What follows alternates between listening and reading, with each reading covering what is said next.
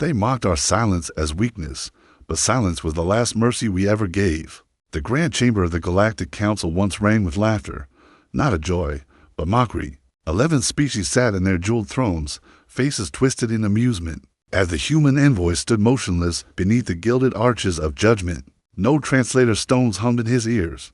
No defense was offered. No plea spoken. He only stared, eyes like a storm on a dead world. Then, with no words, he turned and walked away, and the galaxy changed forever.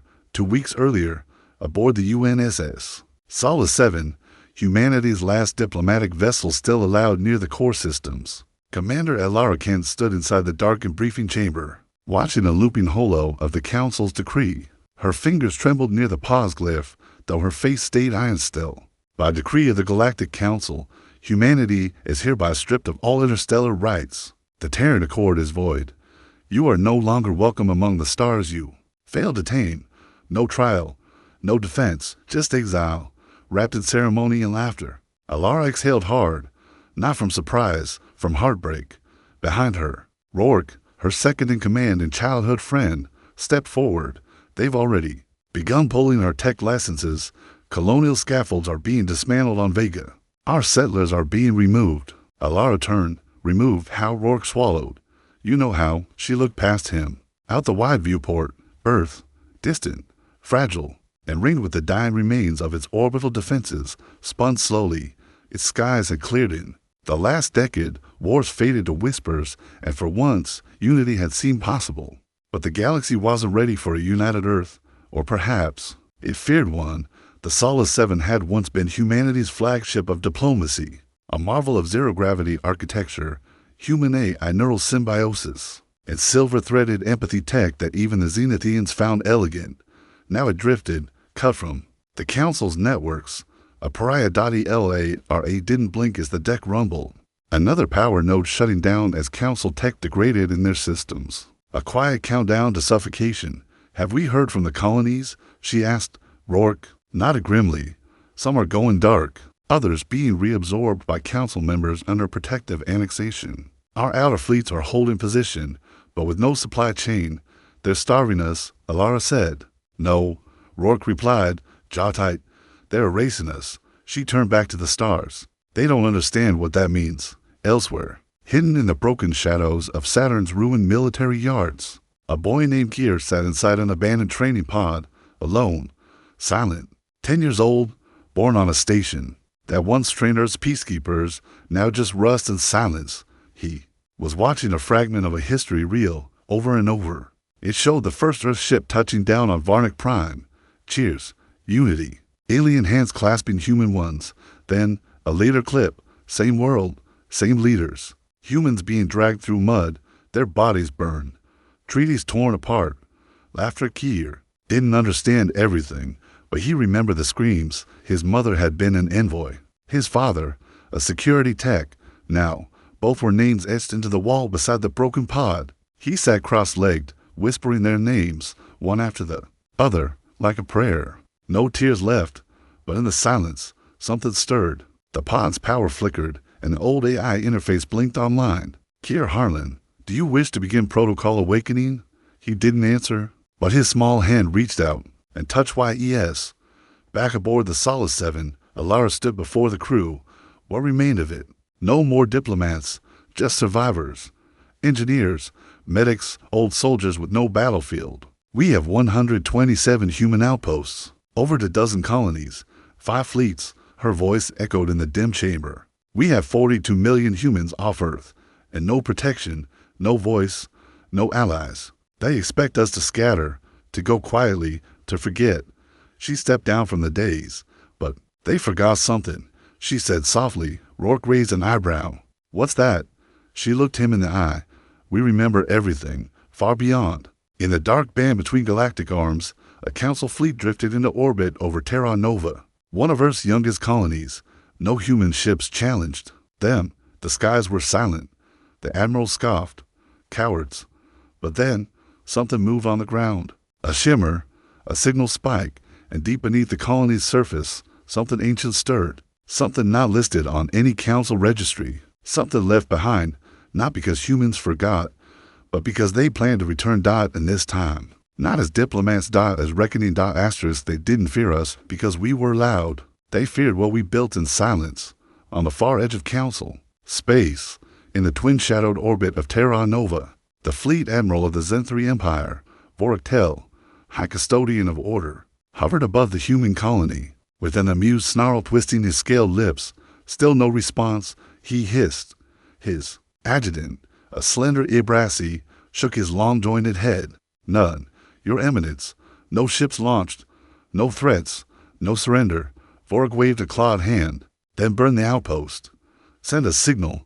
The command echoed across a dozen ships, each armed with fusion, lances, and precision orbital hammers, Council standard weapons never meant for resistance. These tools were crafted for compliance, not war, but Terra Nova did not comply. As the energy lances fired, something intercepted them mid-strike, not with a shield, but a collapse, like the beams simply bent away, swallowed by a pulse of gravity. At light, the screen on Vorak's deck blinked static, then cut to blacked-out silence. Then a single word appeared, encoded in an obsolete human cipher from the early interstellar accord. We're awake. Back aboard the Solace 7, Alara Kin's voice echoed through the command deck. Confirm the signal. She ordered. Her comms officer, a pale, nervous analyst named Tomalais, turned with wide eyes. It's real, ma'am, from under Terra Nova. Level 7 encryption, buried since the Exodus fallback plans. Rourke swore under his breath. Those old legends. You mean the sleeper nests? Alara didn't answer. She was already activating the encrypted uplink to Earth's surface. Command, patch me through to High Marshal Atrin in Geneva. Now, as the signal bounced across Earth's shadow net, she turned back to the crew. Protocol Awakening was never decommissioned. Every major colony had a core vault, powered by singularity nodes and cloaked from satellite sweeps. If Terra Nova triggered one, it means the War Council left us more than flags and speeches. Thomas said softly. Alara nodded. They left us weapons, secrets, a future built for extinction-level betrayal. But the galaxy had moved on from Earth's paranoia.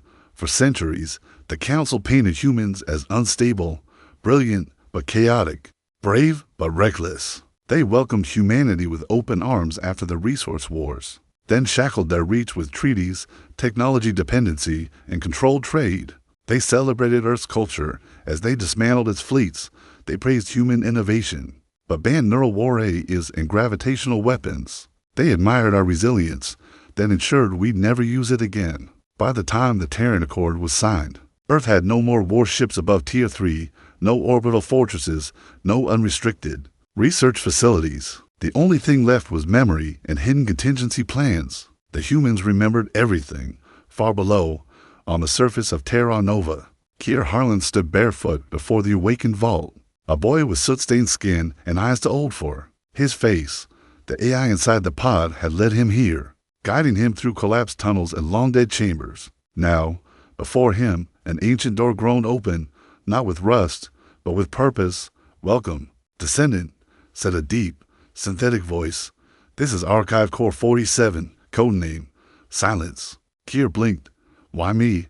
The voice responded with, warmth that shouldn't belong to a machine, because the world forgot you, and that makes you the perfect beginning. Lights flooded the chamber. Holograms activated, battle maps, blueprints, names of ships lost to time. A cathedral of vengeance. Would you like to activate defense subsystem, Aegis protocol? Kier clenched his fists. Yes. Back in the Grand Council chamber, news of the failed Terra Nova strike had arrived. Counselor Thaldrin of the Zarni stood, mandibles clicking in irritation. How could they resist? They have no fleets. The Elderon arbiter beside him, draped in golden robes, tilted her head. Perhaps we should have read their silence as warning. Not surrender. At the far end of the hall, the human seat remained empty, a cold, untouched chair of obsidian and steel, built in honor after the Battle of Lyra's Reach, where a single Terran cruiser had held off an armada for 6 days. The Council had once respected humanity. Then they feared it. Then they laughed. Now, they whispered. On Earth, inside Geneva's deep core bunker, High Marshal Atrin appeared on Alara's screen. His silver beard and cold eyes gave no hint of emotion. You confirmed Terra Nova's vault? Yes, sir. Alara said. Aegis protocol is online. The marshal's jaw clenched. Then the countdown has started. She leaned closer. Sir, what are your orders? Atrin stared into the feed, then uttered words the galaxy hadn't heard in over the centuries. Prepare for reclamation protocol. Iron Sky. Earth is no longer part of the Council. We are Terran. Again. Across dozens of human outposts, from the storm worlds of Valdrin to the icy ruins of Kestrel Station, old vaults flickered to life. Forgotten systems whirred. Echoes of the past sharpened like blades. Children of Earth, who grew up in silence and shadow, turned toward the stars with fire in their hearts. The galaxy hadn't just exiled humanity, it had unleashed it. They scattered us across the stars. They thought we'd forget each other. But we remembered every name. The binary moons of Tarsus Vale rose in silence above a forgotten crater city. Once a thriving Terran mining colony, now stripped bare by council decree in the skeletal remains of its main relay tower. An encrypted beacon pulsed 3 times, then went still. 6 hours later, a freighter appeared from the black, unarmed, unregistered, and ancient, the kind the council ignored. Inside, 7 passengers in scavenged armor and patched uniforms stared at the signal readout, their faces caught somewhere between disbelief and hope. The leader, Captain Idris Harlan, keyed the comm. Tarsus is live. Confirm with command. A voice crackled through static. Elara Ken, speaking from the Solace 7. Confirmed. You are now Operation Emberline. All protocols green. No mercy. Idris leaned back, his gloved fingers tapping the old UNSC patch on his arm, a memory from a time when humans still flew under one banner. He looked to his crew, or what passed for one, a medic turned sniper, a mechanic with a criminal. Record, a mute orphan who wired bombs better than any council AI, each broken, cast out, forgotten. Perfect recruits for a forgotten war.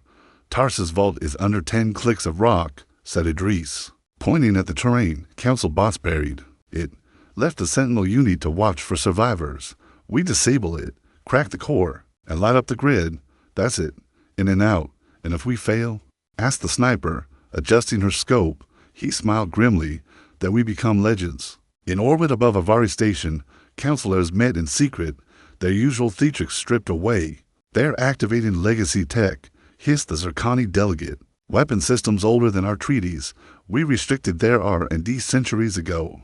How could they? Because they lied, came a voice from the shadows. Admiral Voraktel emerged into the chamber, his battle-scarred armor still bearing. The scorches of Terra Nova, they hid everything. Buried vaults, coded memories, planned for betrayal.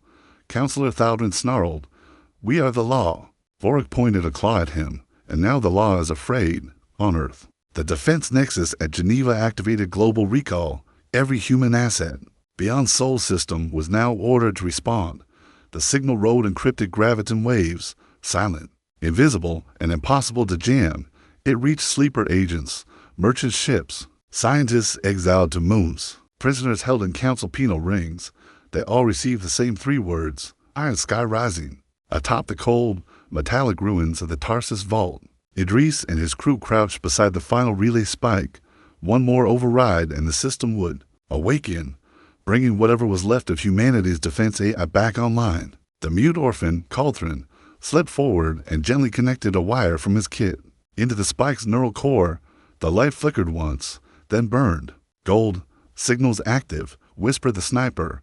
AI response in 10. But something shifted in the air, like pressure before a storm dot from behind the shattered horizon. The council sentinel emerged. It was 3 stories tall, a war form of twisting limbs, obsidian plating, and a glowing central core. Its voice boomed through ancient speakers, unauthorized human presence. You violate galactic neutrality. Stand down or be terminated. Idris stood, no weapons drawn, just his voice. Check your archives. He said, this is human soil. You're trespassing. Human. Sovereignty revoked. Final warning. Idris turned to Thrin and nodded. The boy whispered, now. A hidden charge detonated beneath the sentinel, not to destroy it, but to shock it, stagger it.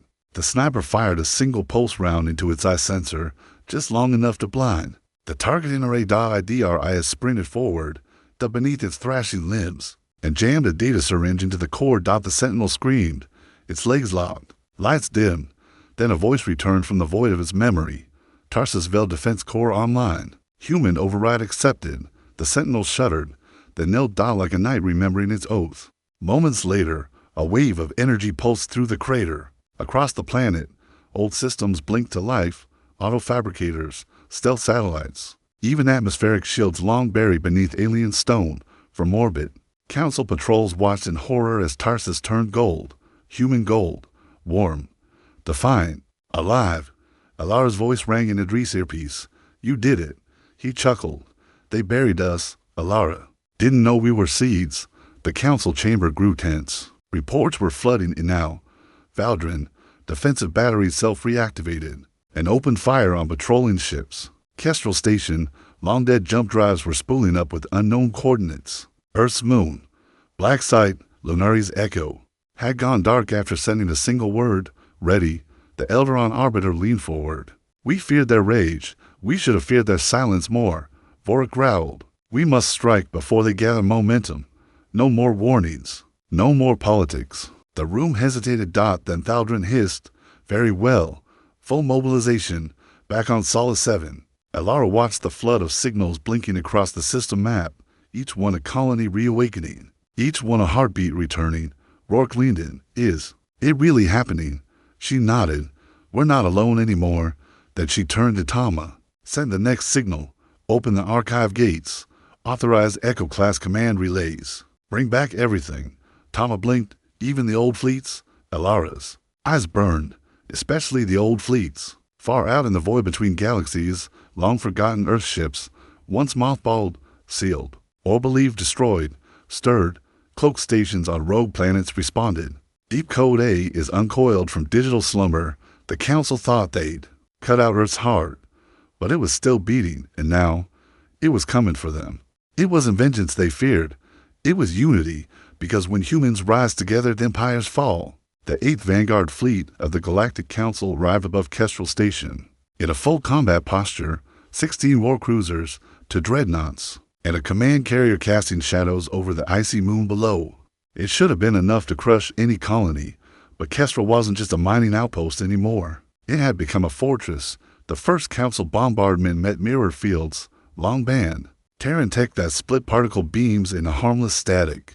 Pulse torpedoes shattered against magnetic veils laced into the upper stratosphere. And then, Kestrel responded, from beneath its glacial crust. Cannons that hadn't fired into centuries locked onto the nearest dreadnought. They spoke once, and cleaved the ship in half, clean as a scalpel. The Council commander aboard the carrier barely had time to process what he saw. Before the human signal came through, Kestrel protocol, reclaimed, do not return. Back on Earth, in the Geneva War Nexus. High Marshal Atrin stood before a wall of flickering data. Red Council deployments bleeding across human territory. One by one, green lights representing Terran vaults and silent colonies were blinking back to life. But it wasn't enough. They're accelerating, Atrin muttered. Council response times are too fast. They're preparing for full-scale occupation before we unify. General Sela, overseeing orbital defense coordination, nodded grimly. It's not just the fleets. We've detected Council spire teams, landing on key colonies, sabotaging from within. Black Ops, disrupt and dismantle. Rourke's voice came in from the Solace 7, patchy but clear. We have reports from Terravox. Vault activation was hijacked. We're not just fighting fleets anymore. We're fighting shadows. Alara Kent stood nearby, arms folded, jaw clenched. That we bring light. She turned to Adrin. We need the library ships. The room froze. AT are in raised a brow. They haven't launched since the sundering of Halix. She cut in. But this is what they were built for. General Sela hesitated. We don't even know how many are intact. We don't need all of them, Alara said. We just need one to reach the outer ring. If the Horizon Archives can re-establish long-range Terran history streams, we give the colonies back more than weapons. We give them memory. Atrin stared. A moment, then finally nodded. Double quotes do it. And Commander Ken, yes, sir. His voice softened. Make them remember who we are. On the Council homeworld Virelian, the Supreme Chamber gathered in secret. For the first time in 500 years, the meeting took place beneath the Citadel. In the Vault of Purity, where wars were once planned and conquests whispered, humanity cannot be allowed to rally, the Elderon Arbiter hissed. Every spark must be smothered before the flame spreads. Counselor Thaldrin snarled. Then let us speak plainly. No more warnings. No more exiles. No more diplomacy. If we do not eliminate Earth now, they will rewrite the galaxy's balance. Even Voractel, war-blooded and prideful, looked uneasy. You want to erase an entire species? Thaldrin's voice was cold. We erased their name from the stars once. We can do it again. Permanently, a final vote was cast. Unanimous, Elara stood in the observation deck of the Solace 7, watching Earth from orbit. No longer veiled in pollution or torn by old wars. A planet healing, even as the sky darkened again. Rourke stepped beside her. We got a ping from the old Naraka chain. It's not just vaults waking up. It's people, families, farmers, engineers, civilians we thought were broken. There, standing up. Elara nodded. That's the piece the Council will never understand. They always feared our weapons, Rourke said, but our true power, she whispered, was never in steel. It was in will. A soft chime echoed across the deck. Tama's voice rang in. Commander, we have something. Library ship Orion's. Wake just surfaced from Deep Fold. She's intact, and she's broadcasting. Elara turned sharply. Broadcasting what? Tama's voice trembled with emotion. Everything. All across the colonies. From the artificial archipelagos of Nova Pacifica to the red canyons of Varnix's Edge. The Orion's wake began to stream history, songs, speeches, the Great Unity Accords, the Battle of the Blind Moon, the Pact of Dust, testimonies of human endurance and sacrifice. Stitched together from centuries of erased legacy, families gathered around old terminals. Children watched stories of bravery that textbooks never told. Farmers saw engineers outwit extinction. Soldiers watched a mother lift rubble off strangers during a quake on Titan. Names returned to the stars, and in a lonely cell on Council, Penal Ring 9, a former Terran envoy, thought lost, wept as her own recorded voice sang the anthem of a broken world. The galaxy had stripped Earth of voice, but now humanity sang. The Council was too late. The spark had ignited something deeper than war. It lit identity dot at Virilion's orbital edge. Council strike groups prepared to enter Sol System with extermination orders. Voractel's carrier, Exemplar of Obedience, led the vanguard, but just before the final jump command was given, every nav screen across every ship went black. Then a new signal pulsed through subspace. Operation Iron Sky is now active. We are Terran, and we remember everything. Suddenly, behind the Exemplar, a massive, long silent void crack opened. A wormhole torn by gravitational pulse, not Council-approved drives. From it emerged a vessel no one had seen in generations. A black-hulled Leviathan, plated in obsidian alloys, bearing the mark of Earth's extinct Ninth Fleet. Its name burned white along its side. Vengeance of Mars. No Council ship dared move. The silence grew louder. They erased our maps, burned our books, silenced our voices. But they forgot the one thing that mattered. We never stopped writing. The vengeance of Mars drifted silently. Before the Council strike Armada, a ship that should not exist. It had vanished during the collapse of Titan's line, believed swallowed by a collapsing singularity drive. But here it was, casting a shadow long enough to swallow stars. Its hull shimmered with pulse-reactive plating, absorbing the Council's targeting locks and feeding them back into its core reactor. Like whispers into a storm, on the bridge of the Exemplar of Obedience, Admiral Voractel stood frozen, clawed fingers flexing over the firing command. That vessel is not in any known registry, his AI interface replied, tones distorted. Correction. Vessel is pre-ban. Designation, Black Val-class supercarrier, forbidden under the Council Accords. Another pause. Fleet kill capacity. Planetary. Why is it here? He snarled.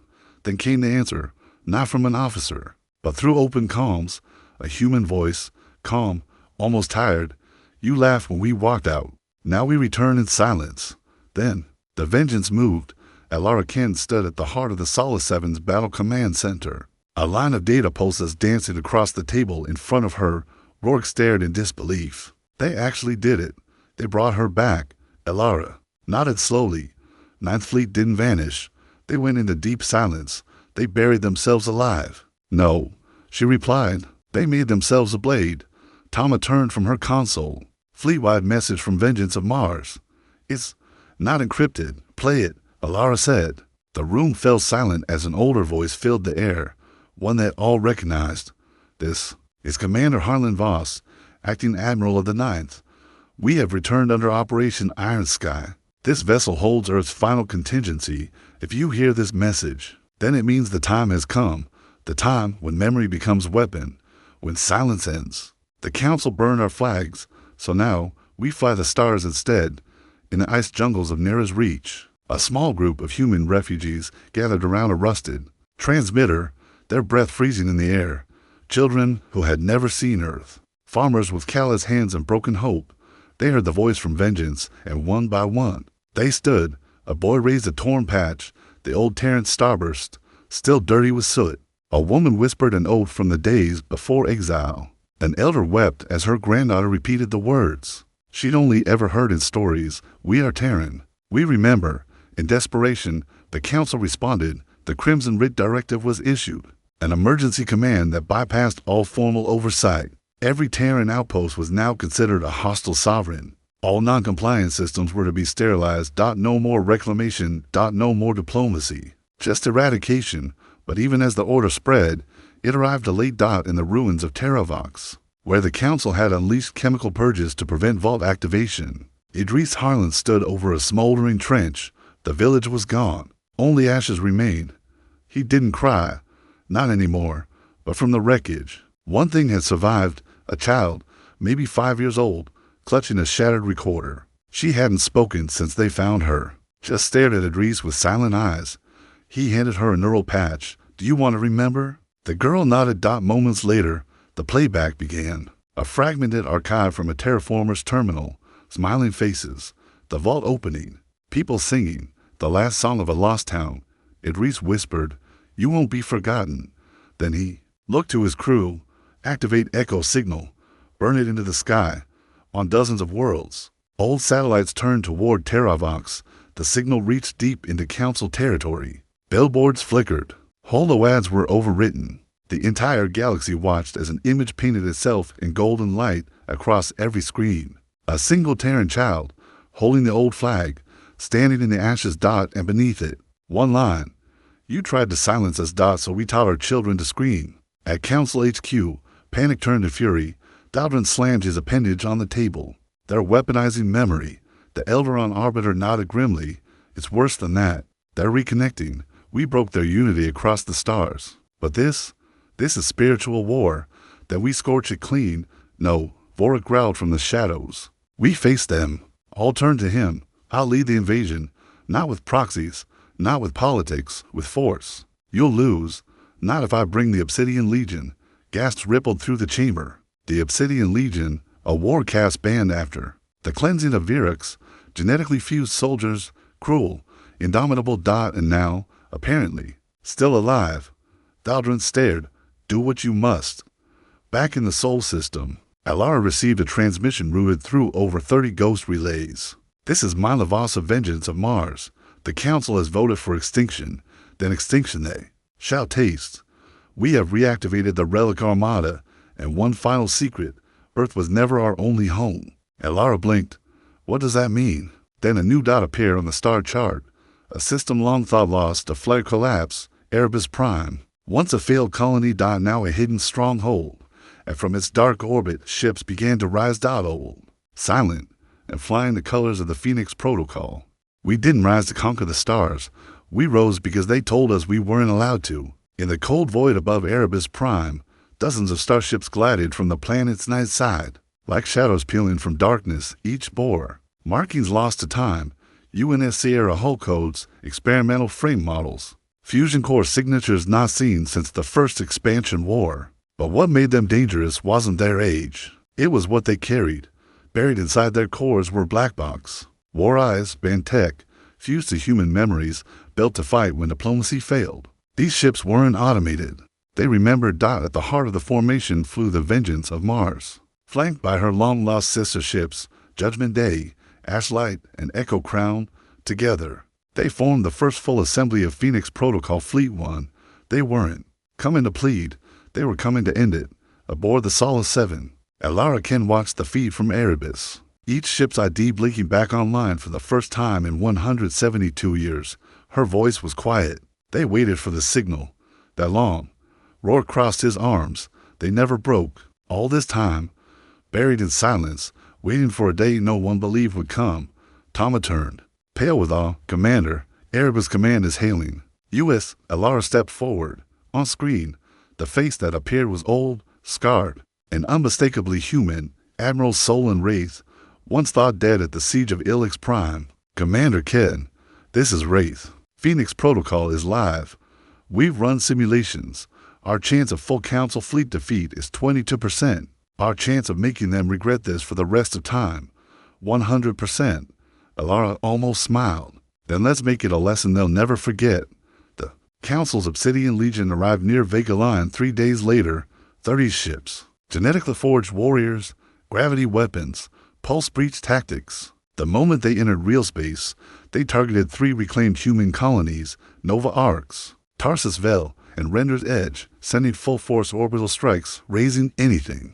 Without shields, civilians included, a deliberate message: no more chances. No more mercy. At Tarsus, Idris Harlan's team tried to fight back, but even with Vault Tech, they were overwhelmed.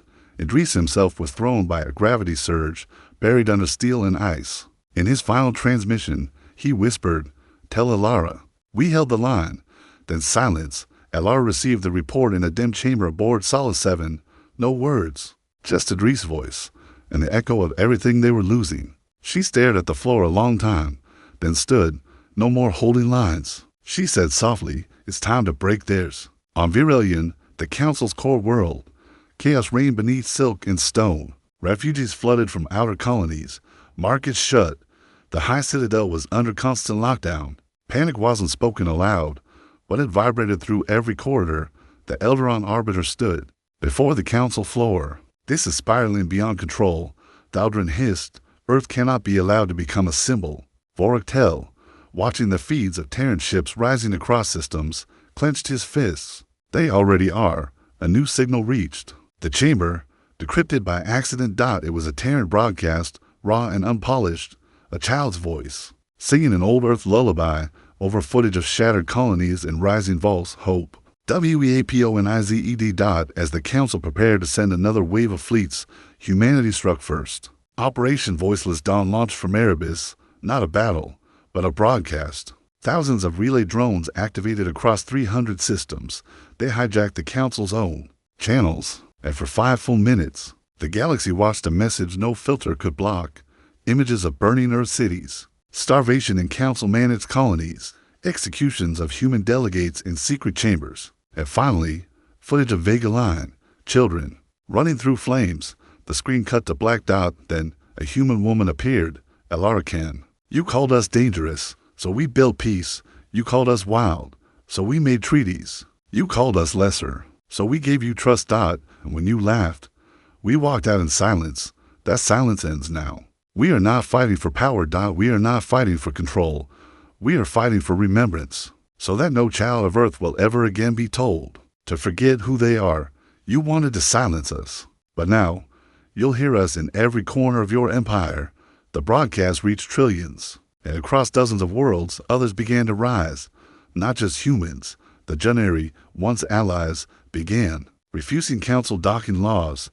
The Velen tribes started flying Terran flags alongside their own. Even rogue synth collectives cut power from Council supply chains. Because Alara's voice wasn't just human. It was defiance. The Council responded with an emergency decree: terminate the signal source. They found it at EREBUS. And they sent everything. File fleet -600 warships, the largest mobilization since the Shattering. On the bridge of the Vengeance of Mars, Admiral Wraith watched the markers appear across the star map. "There it is," he whispered. "The endgame." Alara appeared beside him, fully suited, eyes like steel. "We won't survive it," he said. "We don't have to," she replied. "We just have to show them we'll never kneel again." Wraith placed a hand on the old launch key. "It's been an honor." She looked to the stars. Then, "Let's light the sky." Above Erebus, the Council fleets formed a perfect triangle. But what they didn't know was that humanity had prepared one last trick. Beneath Erebus' crust, buried under layers of camouflage, was Project Wraith, a gravitifold ray tied to the planet's core, a device designed not to flee, but to trap. As the Council gave the final order to strike, Alara activated Wraith. A pulse radiated outward, folding local space into a tightening spiral. No ship could jump, no fleet could flee. And the last stand of Earth's forgotten children began. They came to erase us. Instead, they carved our story into the stars, above Erebus Prime. Space itself screamed, the Wraith Array locked real space like a closing fist, folding gravity into blades that cut jump drives, severed warp tethers, and silenced retreat. 600 Council warships, arrogant and gleaming, now found themselves trapped in the sky. They thought they owned from the shadows of Erebus orbit. Phoenix Fleet 1 surged forward. The Vengeance of Mars led the charge, her hull burning with electromagnetic storms, black plating refracting light into crimson halos. Behind her came the Ashlight, Echo Crown, and 100 Terran Vault-borne ships, crewed, patched, and furious. They didn't have numbers. They had memory. On the Council's flagship Gilded Ascendancy, Admiral Voraktel roared at his helm officers, "Unfold the drives. Get us out." No response. "Admiral, Wraith fields are collapsing. Jump nodes. We're locked in." Then the sensors lit red. Thousands of Terran ships, drones, boarding craft, even orbital mining claws repurposed as battering rams rushing. Toward the front lines, Vork's second-in-command turned to him. "They're not forming lines. They're charging. Savages," Vork hissed. "Break them." But they didn't break. They broke through. From her war chair aboard Solace 7, Alara Kent broadcast to all human forces, "This is for every name they erased, for every flag they burned, for every child told Earth was a footnote. Like the sky." And so they did. Echo Crown punched through the Council's flank, releasing kinetic detonators that cracked hulls like eggshells. Judgment Day plunged nose first into a dreadnought's central core, detonating a reactor blast that folded space inward and took 6 ships with it. Boarding pods launched from Solace 7, slamming into enemy hulls with a heartbeat thud and unleashing Vault-borne Marines. Descendants of the Broken, armed with relic rifles and coded fury, Alara led one of them. They stormed the Exemplar of Obedience, a vessel so massive it had artificial gardens and 7 internal transport lines. Council elites had lived here, fought their wars from velvet thrones. Alara's boots thundered down its halls now, covered in ash and blood. Behind her, Rourke, silent and relentless. Ahead, the throne bridge, where Admiral Vork stood. She didn't speak. She raised her rifle and fired. The bolt caught Vork in the shoulder, slamming him backward. He roared and surged toward her with inhuman speed, claws raised, eyes filled with hatred and fear. "You should have stayed quiet." Alara rolled under his strike, swept his leg, and rose with a dagger drawn from her boot, a blade forged from old earth steel. She plunged it into his chest. "You should have listened." Meanwhile, across the battlefield, the Obsidian Legion pushed hard, genetically forged killers, war programmed from birth. But they weren't fighting cowards. They were fighting farmers with rifles, miners in suits, orphans with fury in their hearts. The Legion had been designed to crush rebellion, but they weren't ready for remembrance. Aboard the Ashlight, Youngthrin, the mute bombrite, crawled into a disabled reactor chamber and activated the overload command. He looked at the crew around him, all waiting for the pulse. He simply nodded once, then smiled. The explosion shattered 5 Council cruisers and opened a corridor for the Vengeance to strike the heart of the fleet. Admiral Solon Wraith took the helm himself, shouting through the firestorms, "Bring us alongside Dominion Crown. Lock pulse batteries." The flagship obeyed. They struck the Dominion Crown broadside with plasma-laced rail rounds, burning holes straight through its command tower. Council signals began to crackle. Vessels down, evac disable. There inside the main cores were compromise, then silence. On Erebus' surface, the vault choirs began to sing. Yes, sing. Humanity's oldest weapon wasn't metal. It was memory turned to voice, across encrypted frequencies. Their voices wove through the wraith field, harmonics that guided Terran warriors, cleared calm static and disrupted Council interface feeds. Machines born from Earth's pain synchronized the music of its heart, and in orbit, the enemy faltered. One by one, Council warships fell. Some tried to flee, but found only folded space and Terran fury. Some surrendered and were spared, and some fought to the last, and were remembered in silence. In the final hour, only one ship remained. The Gilded Ascendancy, now drifting, engines failing, lights dying. Inside, Alara found the shattered bridge, flames licking the walls. She turned to her comms. "This is Commander Alara Ken of the Solace Fleet. The Council Armada is broken. The war for remembrance is won, and as the wraith field shut down, the stars came back. Clear. Free. UNCHAINED. Across the galaxy, from the ruins of Nova Arcs to the mining belts of Helion Scar, people watched in awe, human and alien alike. They didn't see tyrants, they saw survivors. They didn't see rebels. They saw a people who'd earned their silence and then shattered it. When the galaxy needed to hear again, on Earth, in the shadow of Geneva's reborn flag, the names of the fallen were read for 3 days. Here Harlan.thr and the silent idris, who held the line, and 1,000 more. They did not die for conquest. They died for truth. Above the marble steps of the Terran High Spire, the old symbol was raised once more, a circle of stars, encircling a burning world, not destroyed, but rising. The war ended in silence, not because we were broken, but because, at last, the galaxy had learned to listen. The fires of Erebus Prime burned for weeks, not from destruction, but from beacons. Each vault lit its towers high into orbit, casting the names of their fallen across the sky like constellations no one would ever erase again. The last Council fleet never returned. Those who survived were taken in, not as prisoners, but as witnesses. Some wept at what they saw, some still clung to pride, but even they understood something ancient had awakened, not vengeance, not hate. Memory.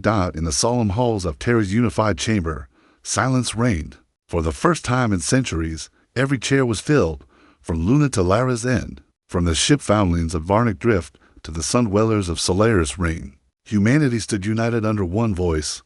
Elara Ken walked alone down the central aisle. Her body bore scars. Her armor was cracked.